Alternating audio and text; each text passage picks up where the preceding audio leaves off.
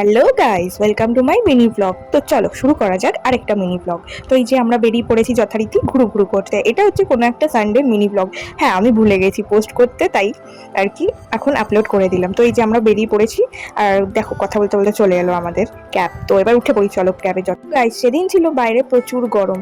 হ্যাঁ, আর এই গরমের মধ্যেও কিন্তু আমরা ঘুরতে বেরিয়ে পড়েছি, আর খুব মজা করেছি সেদিনটা আমরা সবাই মিলে গাইস। তো গাইস, আজকে আমরা যাচ্ছি আমার বড় পিয়া মানে আমার বড় পিসির বাড়ি ইনভিটেশনে। আজকে ছিল আমাদের সানডে স্পেশাল খাওয়া দাওয়াটা বড় পিয়ার বাড়িতেই। একটা লম্বা টানা ছুটি থাকা সত্ত্বেও আমি কোথাও বেরাতে পারছি না, ওই জন্যই আর কি ভাবলাম কোথায় যাওয়া যায়। তো চলো, বড় পিয়াও বললো বড় পিয়ার বাড়ি যেতে, যে যেহেতু আমার ছুটি চলছে তাই ভাবলাম ঘুরেই আসি চলো। আর সানডে স্পেশাল ঘুরেও হয়ে গেল। হ্যাঁ, জায়গাটা কার কার চেনা লাগছে বলো তো? তোমাদের সবার প্রিয় পাটুলি। কে কে এসছো পাটুলিতে ঘুরতে অবশ্যই কমেন্ট করে জানিও। তো গাইস, তোমাদের সাথে কথা বলতে বলতে পৌঁছেই গেলাম। এই যে গলু ম্যাডাম হেঁটে হেঁটে যাচ্ছে আগে আগে। তো চলো এবার যাওয়া যাক বড় পিয়ার বাড়ি। তো তোমাদের সাথে আজকে পুরো সারা দিনটাই শেয়ার করব গাইস।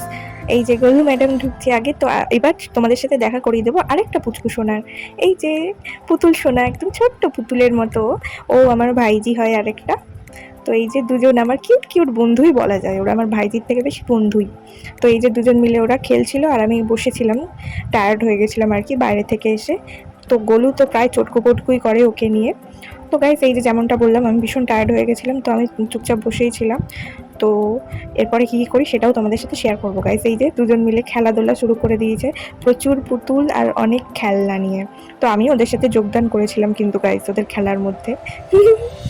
তো গাইস, চলো সেদিনকার কী খেয়েছিলাম বড় পিয়ার বাড়িতে সেটাই তোমাদের সাথে শেয়ার করি গাইস। সেদিন ছিল ফ্রাইড রাইস, কাতলা কালিয়া, মাটন কষা। উফ, বাবারে বাবা, মেনু তো না পুরো মহাভোজ ছিল। আমার তো মাটন খুবই প্রিয়, তোমরা জানোই। তো আমার বেশ লেগেছিলো, হেব্বি লেগেছিলো খেতে, রান্নাটাও খুব টেস্টি হয়েছিল। এই যে আমার দাদা আর এই যে আমার বড় পিয়া, তোমাদের সাথে পরিচয় করে দিলাম গাইস। তো দিন খাওয়া দাওয়া সেরে এই যে বসে আছি আমি, একটু রেস্ট নিচ্ছিলাম আর কি। তো গাইস, তখন বাজে প্রায় 6টা। তো বাইরে দেখছিল খুব সুন্দর ঠান্ডা ঠান্ডা হাওয়া। সেই ঠান্ডা হাওয়া এনজয় করতে করতে একটুখানি চিড়ে ভাজাও খেয়ে নিলাম। তো এবার বাড়ি যাওয়ার পালা। রেডি হয়ে নিয়ে আমরা বেরিয়ে পড়লাম বাড়ির উদ্দেশ্যে। তো এইভাবেই কাটিয়েছিলাম সেই রবিবারের দিনটা খুব মজা করে। তো তোমাদের কেমন লাগলো অবশ্যই মিনি ব্লগটা কমেন্টে জানিও। দেখা হচ্ছে নেক্সট মিনি ব্লগে। টাটা।